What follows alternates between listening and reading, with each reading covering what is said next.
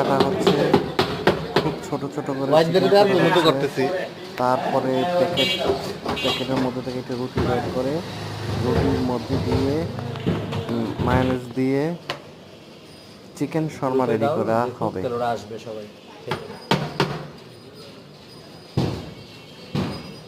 হুম,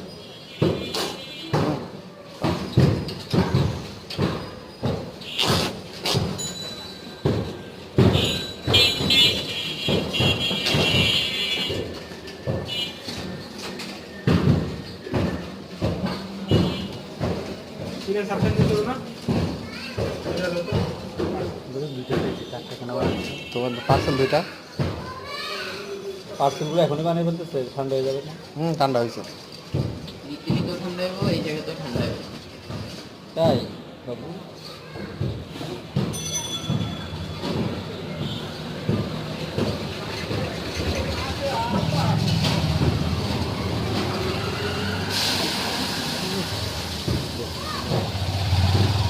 আমার এরকম একটা কিনে বাসার জন্য আমি বানাবো, রেসিপি, স্পেশাল রেসিপি না?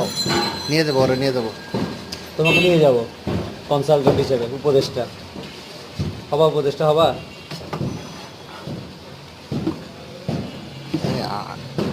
যেটা একটু বেশি বেশি দাও না, সবসময় 80 লোক নিয়ে আসতেছি, ওগুলো দিয়ে দাও।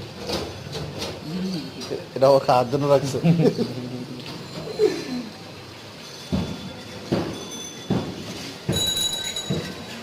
পুরো রাখা নিলাম, বুঝতে এত স্বাদ মজা তো। এদের এগুলো চিকেনগুলো ভালো হয়। আমারটা দিয়ে বলছি